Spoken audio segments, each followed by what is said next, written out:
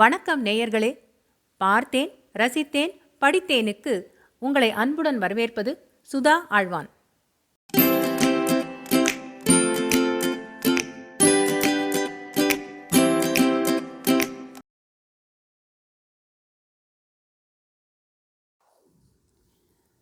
சுந்தர ராமசாமியின் ஒரு புளிய மரத்தின் கதை. அத்தியாயம் 1. முச்சந்தியில் நின்று கொண்டிருந்தது புளியமரம். முன்னால் சிமெண்ட் ரஸ்தா. இந்த ரஸ்தா தென் திசையில் 12 மைல் சென்றதும் குமரைத்துறையில் நீராட இறங்கிவிடுகிறது. வடதிசையில் திருவனந்தபுரம் என்ன, பம்பா என்ன, இமயம் வரை கூட விரிகிறது. அதற்கு அப்பாலும் விரிகிறது என்றும் சொல்லலாம். மனிதனின் காலடி சுவடு பட்ட இடமெல்லாம் பாதைதானே. மேற்கு திசையிலிருந்து புளியமரத்தின் பின்பக்கமாக வந்து மரத்தை சுற்றி 2 கிளைகளாக பிரிந்து சிமெண்ட் ரோட்டில் கலக்கும் பாதை எங்கிருந்து புறப்படுகிறதோ யாருக்கு தெரியும்? சொல்ல போனால் எல்லா பாதைகளும் கடலோரம் கிளைத்து மற்றொரு கடற்கரையில் கரைகின்றன. நடுவில் ஆரம்பம் எது, முடிவு எது? புளிய மரத்தடிக்கு வந்து சேராத பாதைகள் இல்லை. மிகவும் வயதான மரம் கிழடு தட்டி போய் விட்டது. எட்டி நின்று சிறிது நேரம் பார்த்து கொண்டிருந்தால் தலை பஞ்சு பொதியாகி கண்களும் பஞ்சடைந்து கூனி குறுகிப்போன கிழவி ஒருத்தி நிஷ்காம நிலையில் ஆழ்ந்து தன்னுள்ளே புதையொண்டிருக்கும் ஆனந்தத்தை தேடி எடுத்து அனுபவித்துக் கொண்டிருப்பது போல்தான் இருக்கும். எத்தனையோ வருடங்களுக்கு முன்னால் முளைவிட்டு நேற்று வரை சுயமரியாதையுடன் வாழ்ந்து வந்த மரம். இன்னும் சில காலம் விட்டு வைத்திருந்தால் ஜீவன் தனியே பிரிந்துதான் போயிருக்கும். மனிதனுடைய அவசரம் மார்த்தட்டி மல்லாந்து விழும் வீராப்பு விட்டு வைக்கவில்லை. மரத்தை அழித்து விட்டார்கள். நின்றமேனிக்கு பட்டு போய்விட்டது புளியமரம். புளியமரம் வாழ்ந்த கதையும் அழிந்த கதையும் இன்றளவும் எங்கள் மனதில் நிற்கிறது. என்றும் நீங்காத நிற்கவும் செய்யும். மறக்க முடியாத விஷயங்களும் சில உண்டுதானே. அதில் ஒன்றுதான் புளியமரத்தின் கதையும். முச்சந்தியில் புளியமரம் நின்று கொண்டிருந்த காலத்தில் அந்த இடமே பரிபூர்ண நிறைவு பெற்று திகழ்ந்தது. அந்த இடத்தை பொறுத்தவரை சிருஷ்டிக்கலை தன் சிகரத்தை எட்டிவிட்டோம் என்ற எக்களிப்பில் தூங்கச் சென்று விட்டது என்றும் தோன்றும். சொல்லப்போனால் புளியமரம் என்ன செய்தது? சும்மா நின்று கொண்டுதானே இருந்தது. மனிதனின் அழகிலா விளையாடல்களுக்கு மௌன சாட்சியாக நின்றதே அல்லாமல் ஏதாவது பங்கெடுத்து கொண்டதா, பட்டு கொண்டதா? மனிதனின் சிரிப்பையும் கண்ணீரையும், கண்ணீரே சிரிப்பாக வெளிப்படுவதையும், சுயநலத்தையும் தியாகத்தையும், தியாகத்தில் கலந்து போயிருந்த சுயநலத்தையும், பொறாமையையும், அன்பில் பிறந்த துவேஷத்தையும் பார்த்தபடி நின்றதே அன்றி வேறு என்ன செய்தது? மனித ஜாதிக்கு அது இழைத்த கொடுமைதான் என்ன? யாரை பார்த்து கை நீட்டிற்று? யாரை நோக்கி பல் இழித்தது? யாருடனாவது சேர்ந்து கொண்டு யாருக்கேனும் குழிபறித்ததா?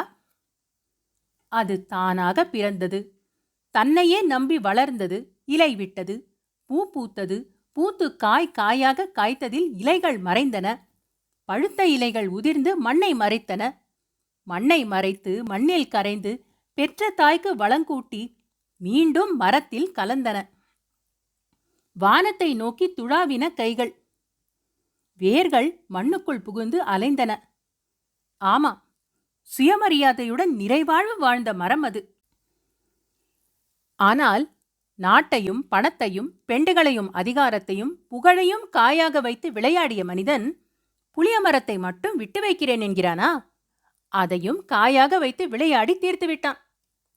புளியமரம் அழிக்கப்பட்டது. புளியமரம் வாழ்ந்து அழிந்த கதைதான் இது. புளியமரம் வெறும் மரமாகத்தான் நின்று கொண்டிருந்தது என்றாலும் அந்த மரம் அங்கு இல்லாதவரை வேறு என்னதான் அங்கு இருந்தாலும், மனித சாகசத்தால் பின்னால் என்னதான் கிளைத்து விட்டாலும் அந்த இடமே வெறிச்சோடி போய்விடும் என்றுதான் என் வரையிலும் நான் நம்பிக்கொண்டிருந்தேன். ஆனால் பிறரும் அப்படித்தான் எண்ண வேண்டும் என்பது இல்லையே. பிறரும் அப்படித்தான் எண்ணுவார்கள் என நான் நினைத்து கொண்டிருந்தால் அதற்கு யார் பொறுப்பு? புளியமரம் நின்ற இடம் வெறிச்சோடி போய்விட்டது. இப்பொழுது முச்சந்தியில் புளியமரம் நிற்காவிட்டாலும் கூட மனிதர்களும் சரி, வாகனங்களும் சரி, முன்போலவே அது நின்ற இடத்தை சூன்யத்தை சுற்றி சுற்றித்தானே செல்ல வேண்டியிருக்கிறது. அவர்களுடைய சொந்த பாதுகாப்புக்கு பரஸ்பரம் முட்டி மோதி அழிந்து போகாமல் நிலைப்பதற்கு அந்த நியதி தேவையாக இருக்கிறது. புளியமரம் கற்றுக் கொடுத்த பாடம் அது. ஆனால் இந்த நியதியை பின்பற்றுகிறவர்களே அதை சொல்லிக்கொள்ள வெட்கப்பட்டுக் கொள்ளலாம். எப்படியும் மனிதர்கள் சௌக்கியமாக வாழ்ந்தால் சரிதான். மனிதன்தான் பிரம்மா, மனிதன்தான் விஷ்ணு, மனிதன்தான் சிவன் என்று தாமோதர ஆசான் அடிக்கடி கூறுவார். அவரும் ஒரு தத்துவவாதி. அவர் வாழ்ந்த காலத்தில் நாங்களோ அவரோ அதை பெயரிட்டு அழைக்கவில்லை. மனிதனுக்கு அப்பாற்பட்ட எந்த சக்தியிலும் எனக்கு நம்பிக்கை இல்லை என்பார் அவர். லோகாயதம் அவருடைய மனசுக்கு உகந்த கொள்கை. அந்த காலத்தில் நாங்கள் எந்த தத்துவத்தை பற்றியும் கவலைப்படவில்லை. தகப்பனார், ஆசிரியர், போலீஸ்காரன் 3 பேரையும் தவிர வேறு யாருக்கும் நாங்கள் பயப்படவும் இல்லை. தாமோதர ஆசானின் தத்துவங்களுக்கு நாங்கள் காது கொடுக்கவில்லை. அது பற்றியெல்லாம் யோசித்து பார்த்ததும் இல்லை. இருந்தாலும் அந்த காலத்தில் நாங்கள் நிழல் போல் ஆசானை பின்தொடர்ந்தோம். அவரை சுற்றி சுற்றி வந்தோம். நாள் பூராவும் அவருடனேயே கழிக்க ஆசைப்பட்டோம். எந்த தந்தையும் தாமோதர ஆசானை விரும்ப முடியாது. எந்த இளைஞனும் அவரை வெறுக்கவும் முடியாது. ஆசானை சுற்றி கொண்டு அலைந்ததற்கு வீட்டில் வசை கிடைத்தது. ஆசிரியர்கள் முகம் சிவந்தது. சில நாட்களில் அவருடன் அரட்டை அடித்துவிட்டு நடுநிசியில் வீடு திரும்புகிற போது தட்ட தட்ட கதவு திறக்கப்படாததால் வெளித்திண்ணையிலேயே படுத்துக்கொண்டோம். மறுநாள் யாருக்கும் தெரியாமல் ஆசானுடன் கூடி பேச மீண்டும் திட்டங்கள் போடுவோம். ஆசான் மீது நாங்கள் கொண்ட பிரேமைக்கு காரணம் உண்டு. வசிய மருந்து ஒன்றும் ஆசானிடம் கிடையாது. ஆனால் அவர் கதை களஞ்சியம், கதை பொக்கிஷம். அவர் இத்தனை கதைகளை ஒரு மனிதனால் சுமக்க முடியுமா? அடே அப்பா, எத்தனை கதைகள், எத்தனை கதைகள்! எவ்வளவு விசித்திரமான பாத்திரங்கள்! எவ்வளவு கோணலும் நெளிசலும் கொண்ட மன இயல்புகள்! 2-3 மணி நேரம் அவருடன் பேசிக் கொண்டிருந்து விட்டு வீட்டுக்கு வந்து தலையை சாய்த்ததும் எத்தனையோ கதைகளிலிருந்து எண்ணற்ற கதாபாத்திரங்கள் எங்கள் மனதில் உயிர் கொண்டு கூத்தாடும். அவர் குரலின் கார்வை காதில் ஒலிக்கும். அவரோடு நாங்கள் பழகிய நாட்களில் அவருக்கு 80 வயசுக்கு எல்லாம் குறைவில்லை. கேட்டால் 63 என்றுதான் சொல்லுவார். 80 வயதாகியும் கல்லு மாதிரி இருக்கிறாரே என்று பிறர் நினைப்பது அவருக்கு பிடிக்காது. ஆனால் 63 என்று சொன்னாலும் நம்பும்படிதான் இருக்கும். அப்பழுக்க இல்லை. ஊசியில் நூல் கோப்பார். ஒரே மூச்சில் 100 தேங்காய்களை நார் உரித்து போடுவது அவருக்கு சிரமமான வேலை அல்ல. காற்று மாதிரி 5 மைல்கள் சுற்றிவிட்டு வருவது அவரது அன்றாட பழக்கம். தோள்கள் 2 நுங்கை தூக்கி வைத்தாற் போல இருக்கும். விசாலமான முதுகின் 2 கரையிலும் மார்பிலும் மணிக்கட்டை நோக்கிச் சுருங்கும் கைச்சதைகளிலும் சுருள் சுருளாக கருமயிர். இந்தா மடக்குங்க பாப்போம், யாராவது மீசை முளைச்சவன் என்று தனது வலது புஜத்தை முன்னால் நீட்டுவார் ஆசான். நாங்கள் ஒருவர் பின் ஒருவராக அதில் தொங்குவோம். இன்னா ஐயர் வந்துட்டாரு, மடக்கி போட்டுட்டு தான் மறுவேலை பார்ப்பாரு, மடக்கியே விடுவாரு. ஈரத்தண்டிலவே இது. நான் முடிந்த மட்டும் முயன்றுவிட்டு சோர்ந்து போய் உட்கார்ந்து விடுவேன். கல்லூரி விட்டு வீட்டுக்கு வந்து புத்தகத்தை விட்டெறிந்துவிட்டு மாலை 5 மணிக்கெல்லாம் ஆச்சாரிப்பள்ளம் ரோட்டில் நடந்து சென்று கொண்டிருப்போம்.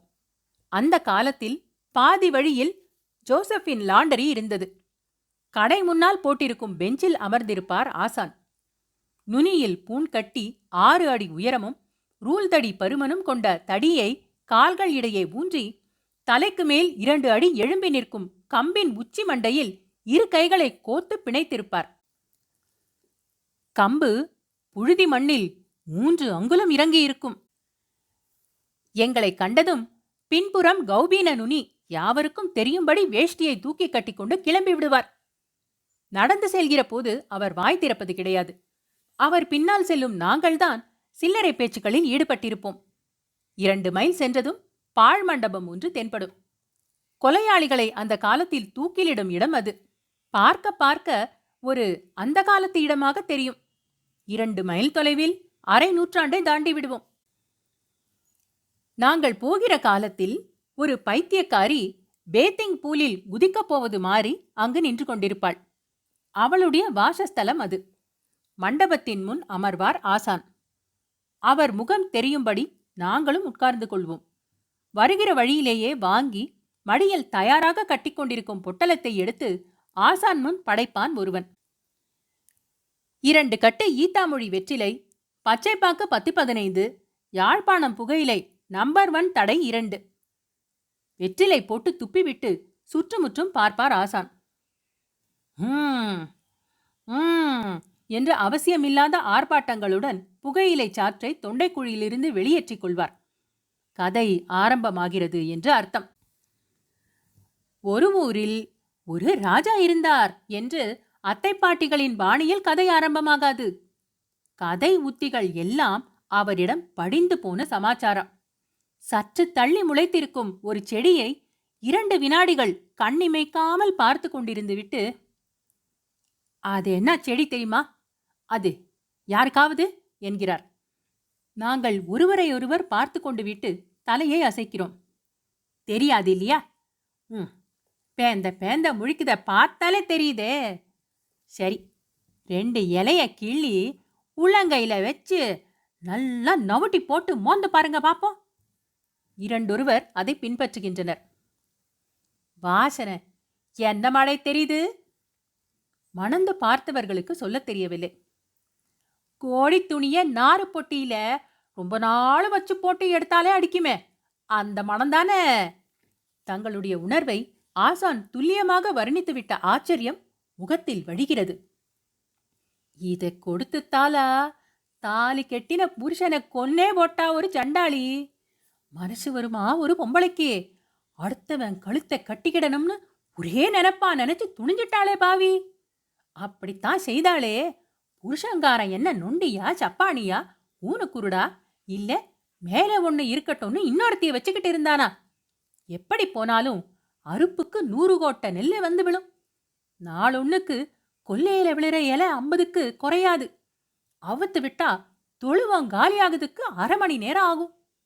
சவாரிக்கு மாடு பிடிக்குதுன்னு வந்தான் வடச்சேரி சந்தைக்கு. அரபிக் குதிரை கணக்கா 2 மாட்டை புடிச்சுக்கிட்டு அந்த மாபாவி தலையில ஆசையா வச்சு முத்ததுக்கு மடி நிறைய பூவம் வாங்கிக்கிட்டு தானே போனான். அன்னைக்கும் பாலத்தான் தாரான்னு வாங்கி குடிச்சான். 2 தவா ரத்தமாட்டு வாந்தி எடுத்தான். க்ளோஸ். இதுதான் ஆசானுடைய எடுப்பு. கடைசியில் மண்ணை தூக்கி விண்ணில் நிறுத்தி காட்டுறேன் என்று சொல்லிவிட்டு துண்டை விரித்து மருந்து பொட்டிகளை அடுக்கும் செப்பிடு வித்தைக்காரன் போல மீண்டும் வெற்றிலை போட்டுக்கொள்ள ஆரம்பித்து விடுவார் ஆசான். பின்னால் விஷம் கொடுத்தவளின் குழந்தை பருவத்தில் கதை ஆரம்பமாகும். அந்த ஊர், அந்த ஜனங்களின் ஆசாபாசங்கள், உறவு முறைகள், தோப்பு துறவு தாம்பத்தியம் எல்லாம் படிப்படியாக விரியும். கதை நெருக்கடியான கட்டத்தை எட்டுகிற போது மீண்டும் எங்களை புழுதியில் தள்ளிவிட்டு வெற்றிலை போட்டுக்கொள்ள ஆரம்பித்து விடுவார். பொழுது தேயும் உணர்வே தெரியாது. திடீரென்று பெரிய பாதிரியார் அரண்மனையில் மணி 10 அடிக்கும் ஓசை கேட்கும். மணியின் நாக்கு நீளமாக வளர்ந்து ஒவ்வொரு அடியும் எங்கள் தலைக்கு மேல் போடுவது போல இருக்கும். பிரக்ஞை திரும்பும். வீடு, அப்பா, அம்மா, கிளாஸ் டெஸ்ட். நாங்கள் வீட்டை பார்த்து நடைய கட்டுவோம். ஆசான் மாதிரி கதை சொல்லுவதற்கு இனிமேல் ஒருவர் அவதாரம் எடுத்துத்தான் வரவேண்டும். அவரும் இப்போது இல்லை. புளிய மரத்தை முந்திக் கொண்டு விட்டார். புளிய மரத்தை பற்றிய பழைய கதைகளை எல்லாம் ஆசான் சொல்லித்தான் நாங்கள் தெரிந்து கொண்டோம். எங்கள் ஊர் மிகவும் குறுகிய காலத்தில் மிகவும் முன்னேற்றம் அடைந்து விட்டதாக தாமோதர ஆசான் சொல்ல கேட்டிருக்கிறேன். எடுத்துக்காட்டாக 50 வருஷங்களுக்கு முன்னால் புளிய மரத்தின் சுற்று வட்டாரம் இருந்த நிலைமையும் பின்னால் இந்த இடம் ஜெகத் ஜோதியாக திகழ்ந்ததையும் அவர் படம் பிடித்து காட்டுவார். நாங்கள் பார்த்திராத அந்த காலத்து இடங்களை எல்லாம் பார்த்திருந்து இப்போது எங்களுடன் நாங்கள் பார்க்கும் இடங்களை தானும் பார்த்து கொண்டிருக்கிறோம் என்பதில் அசாத்திய பெருமை அவருக்கு. அவர் பார்த்திருக்கும் இடங்களை எல்லாம் கஜகர்ணம் போட்டாலும் இனிமேல் எங்களால் பார்க்க முடியாது. தாமோதர ஆசான் மிகுந்த பாக்கியசாலிதான். எங்கள் ஊர், அதிலும் முக்கியமாக புளிய மரத்தின் சுற்றுப்புறம் இருந்த நிலைமையை எல்லாம் ஆசான் மூலமாகத்தான் நாங்கள் தெரிந்து கொண்டோம். இன்னும் சில ஆண்டுகள் கழித்து நாங்கள் பிறந்திருந்தோம் என்றால் அந்த அற்புதமான செய்திகள் எல்லாம் எங்கள் செவி வரைக்கும் எட்டாமல் கூட போயிருக்கும். சரித்திர ஆசிரியர்கள் புளிய மரத்தின் கதையை எல்லாம் எழுத மாட்டார்கள். நாங்களும் பாக்கியசாலிகள்தான்.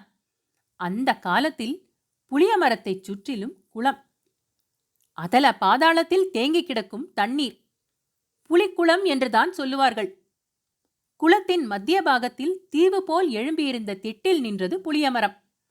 அந்த மேட்டு பிரதேசத்தின் விஸ்தீரணம் அதிகமில்லை. 2 கோஷ்டிகள் நெருக்கமாக நின்று கிளித்தட்டு விளையாடலாம், அவ்வளவுதான். புலிக்குளத்தில் வருடம் பூராவும் தண்ணீர் இருக்கும். ஆதலால் காலை கடன்களை தீர்த்து கொள்ள மிக வசதி. தண்ணீரின் மேற்பரப்பில் தாமரை இலைகள் போல் பாசி படர்ந்திருக்கும். இதனால் துர்நாற்றம் அதிகம் வீசாது. புலிக்குளத்தின் தெற்கே சற்று தொலைவில் மனத்துள் வரிசைப்படுத்த முடியாதபடி காற்றாடி மரங்கள் யதேஷ்டமாக நின்று காற்றில் பேயாட்டம் ஆடிக்கொண்டிருக்கும். வேலை வெட்டி இல்லாதவர்கள் நித்ரா சுகத்தை அனுபவிக்க அந்த இடத்தை தான் தேர்ந்தெடுப்பார்கள். காலை வேளை தவிர மற்ற சமயங்களில் குளத்தின் கரையில் மனித நடமாட்டத்தை காண முடியாது. பகல் பூராவும் வாலில் சுழிகள் போட்டபடி பன்றிகள் ஆனந்தமாக மேய்ந்து கொண்டிருக்கும். அந்த காலத்தில் மெயின் ரஸ்தா புளிய மரத்தடியிலிருந்து 2.5 மைல் கிழக்கே விலகி சுற்றி வளைந்து சென்று கொண்டிருந்தது. மழை பெய்து பச்சை படர ஆரம்பித்துவிட்டால் மேய்ச்சலுக்கு கால்நடைகள் வரும். மாடுகளை குளத்தில் தள்ளி உடம்பு நோகாதபடி மேலும் கீழும் பொத்தி பொத்தி தேய்த்து கரை நோக்கி விரட்டிவிட்டு அப்படியே புளிய மரத்துக்கு சென்று விடுவார்கள் இடைச்சிறுவர்கள். மரத்தடியில் விளையாட்டு சண்டையும் சச்சரவும் அல்லோகல்லோலப்படும். அந்தி மயங்கும் வேளையில் அவர்கள் மீண்டும் ஊருக்குள் நுழைந்து விடுவார்கள். நாட்டு வைத்தியர்கள் மூலிகை தேடி அந்த வட்டாரத்தில் சுற்றுவது உண்டு. தாமோதர ஆசானும் அதற்காக பல தடவை சென்றிருப்பதால் அவருக்கு மிகவும் பரிச்சயமான இடம்தான் அது. ஒரு நாள் பேசிக்கொண்டிருக்கும் போது, தப்பி தவறி கூட வயசு பொம்பளைக அந்த பக்கம் தலை நீட்டாது. சாணம் பொறுக்க கிழவிகள் வரும், குழந்தைகள் வரும். வயசு பொண்ணுக அந்த திசையில தலை வச்சு படுக்க மாட்டாங்க அந்த காலத்தில என்றார் தாமோதர ஆசான். ஏன், மன்மத பானங்கள் ஏந்திய காளைகள் நிற்பார்களோ என்று ஒருவன் தமிழில் கேட்டான். சீச்சி, முந்தியெல்லாம் சாதாரணமா வருவாங்க போவாங்க. காளியப்ப மகன் செல்லத்தாய்க்கு நேர்ந்த கதி தெரிஞ்சிருந்தும் ஒரு பொம்பளை வருவாளாக்கும்.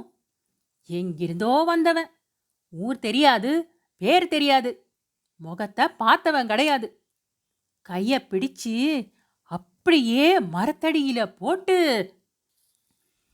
கதை சொல்ல ஆரம்பித்து விட்டார் ஆசான். இதே கதையை இதற்கு முன்னும் பல தடவைகள் சொல்லித்தான் இருக்கிறார். நாங்களும் கேட்டிருக்கிறோம்.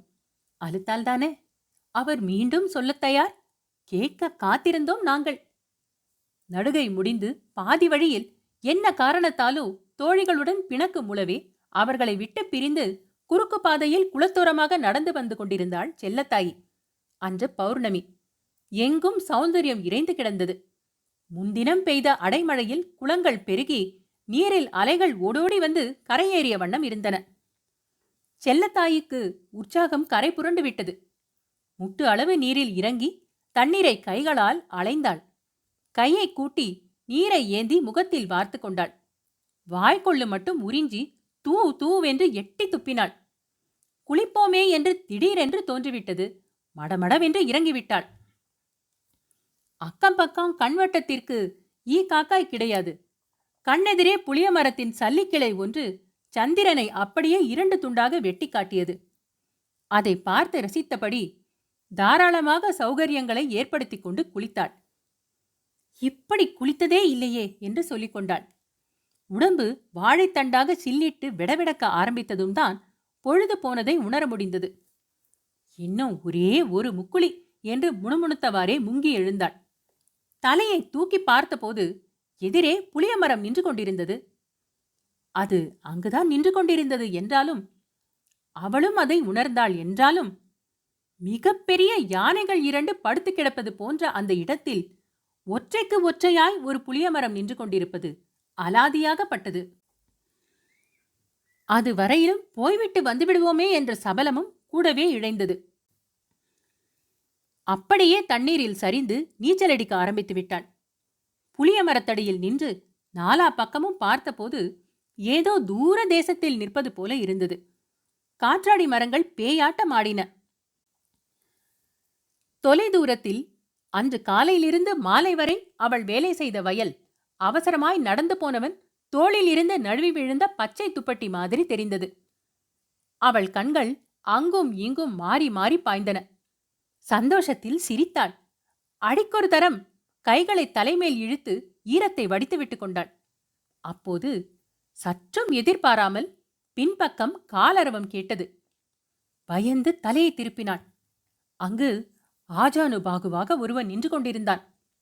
பின்பக்கம் கட்டுக்குடுமி, காதில் கடுக்கன், பட்டுச்சொக்காய், கைகள் கால் முட்டை தொட்டன. அவள் கைகள் பெருக்கல் சின்னமாய் கூடி மார்பை மறைத்தன. வாய் கட்டிவிட்டது. அப்படியே சில்லிட்டு நின்றாள்.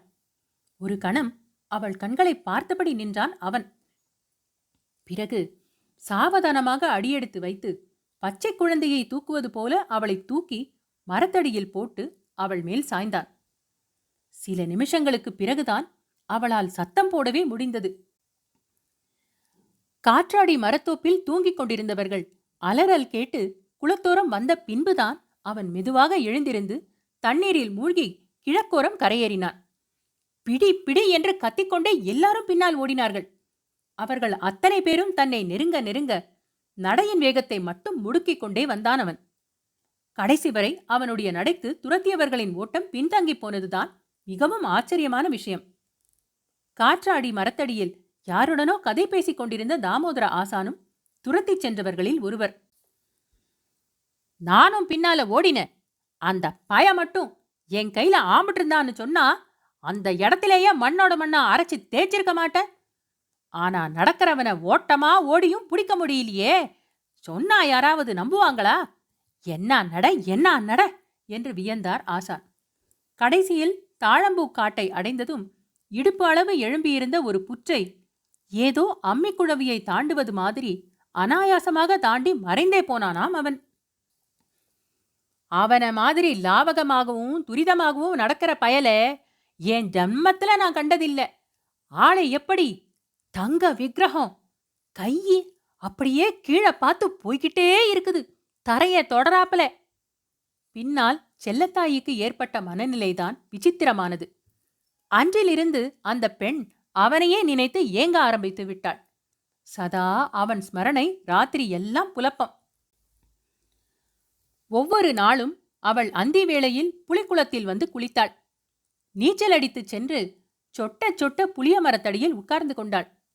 பின்னால் அகால வேளையில் பாம்பு புற்று வரை சென்று தேடி பார்க்கவும் முற்பட்டாள்.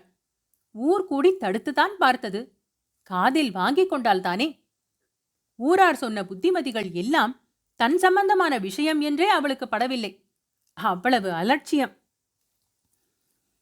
பண்ணையாட்கள் அவளை வயலில் இறங்க விடவில்லை. பயிர் பிடிக்காதாம். அவளும் அதை பற்றி கவலைப்பட்டதாக தெரியவில்லை.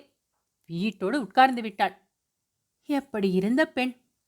வாட்ட சாட்டமான உடம்பு, அழகு என்னும் அழகு, ஆரோக்கியம் என்னும் அழகு, பருவம் என்னும் அழகு, நிஷ்களங்கம், பேதைமை, எல்லா அழகுகளும் கூடி சௌந்தரிய தேவதையாக திகழ்ந்து கொண்டிருந்த பெண். இறகு உரித்த கோழி மாதிரி ஆகிவிட்டாள். வாயோரம் கை சென்றதுமே குமட்டல் எடுத்துவிடும். அப்படியே பிடியை உதறிவிட்டு இடது கையை ஊன்றி எழுந்து விடுவாள். ஊர் பெண்கள் கூடி பூசை போட்டார்கள். மந்திரம் ஜபித்து தாயத்து கட்டினார்கள். திருஷ்டி கழிப்பும் நடந்தது. உடம்பென்னவோ கரைந்து கொண்டுதான் இருந்தது. ஒரு நாள் அந்த செய்தி ஊரெங்கும் பரவியது. அவன் முந்திய நாள் இரவு நடுநிசையில் அவள் வீட்டுக்கு வந்தானா. தோழிகளிடத்தில் அவளே இதை தெரிவித்தாள். அன்றிலிருந்து ஒவ்வொரு பௌர்ணமியும் அவன் வந்துவிட்டு போவதாக எல்லாரும் பேசிக்கொண்டனர். யாரும் அவனை பார்க்கவில்லை. அவள் சொன்னதுதான். இருந்தாலும் எல்லாரும் அதை அப்படியே நம்பினார்கள். அவள் தலை சீவி கொண்டை போட்டு கட்டு பூவும் வாங்கி வைத்துக் கொண்டால் அன்று பௌர்ணமி என்று எல்லாருக்கும் தீர்மானம்தான். உடல் பூராவும் சந்தன குழம்பை தேய்த்து மணக்க மணக்க இருப்பாள். மறுநாள் காலை வேலைக்கு செல்வதற்கு முன் அவள் வீட்டில் தோழிகள் கூட்டம் கூடிவிடும். அவன் வந்து போன வரிசையையும் அவனுடைய சல்லாப விசேஷத்தையும் அவன் குறும்பையும் விஷமத்தையும் சொல்லிச் சொல்லி செல்லத்தாயி பூரித்து போவாள். அவளுடைய பரவச நிலையை பார்த்தபடி மனசு குறுகுறுக்க, கண்களில் ஆவல் பொங்க அவளைச் சுற்றி வளையமாக அமர்ந்து கேட்டுக்கொண்டிருப்பார்கள் தோழிகள். தாமோதர ஆசானும் வைத்தியர் என்ற போர்வையை இழுத்து போர்த்தி கொண்டு அவளை பார்க்க போயிருந்தார். அவரிடமே இந்த கதையை எல்லாம் அவள் சொன்னாள் என்று எங்களிடம் பிரஸ்தாபித்தார் ஆசான். கொஞ்சம் பச்சையாகவே சொன்னாளாம். சொல்லக்கூடாததை சொல்கிறோம் என்ற பிரஜையே அவளுக்கு இருக்கவில்லை என்றும், அவள் சொல்லி கேட்டபோது என் மனசில் இருந்த கல்மிஷமும் ஓடிப்போய்விட்டது என்றும் ஆசான் காவிப்பல்லை காட்டிச் சிரித்தது இன்றும் நினைவிருக்கிறது. கடைசியில என்னாச்சு, அதை சொல்லும் ஜட்டென்று என்று கதையை முடுக்கினோம். இப்படியாக 5-6 மாதங்கள் சென்றதும் அந்த பெண் தான் முழுகவில்லை என்ற செய்தியை தன் தோழிகளுக்கு தெரிவித்தாள். தோழிகளும் அதை நம்பினார்கள். யாரும் அது பற்றி சிறிதும் சந்தேகம் கொள்ளவில்லை. அந்த சமயம் அந்த குட்டி இருந்த சீரை பார்க்கணும். அடே அப்பா அடே அப்பா என்றார் ஆசான். அழகா? சும்மா அழகுன்னு சொல்லிட்டா போதுமா? அதத்தான் எங்கெல்லாமோ பார்த்திருக்கோமே. அது என்னமோ ஒண்ணு, எதில சேத்தின்னு சொல்ல விளங்கல எனக்கு. படே படே அழகிக எல்லாம் அவமானம் தாங்க மாட்டாம கழுத்தில கயத்தை போட்டுக்கிடும். அப்படி ஏதோ ஒண்ணு அது. அந்த குட்டிக்கு பூரிப்பு தாங்க முடியவில்லை. பழைய உடம்பையும் மிஞ்சிவிட்டது. இவள் நடக்க முடியுமா, பேச முடியுமா என்று நித்தம் நித்தம் கூடி பழகிய தோழிகளுக்கும் தோன்ற ஆரம்பித்து விட்டது.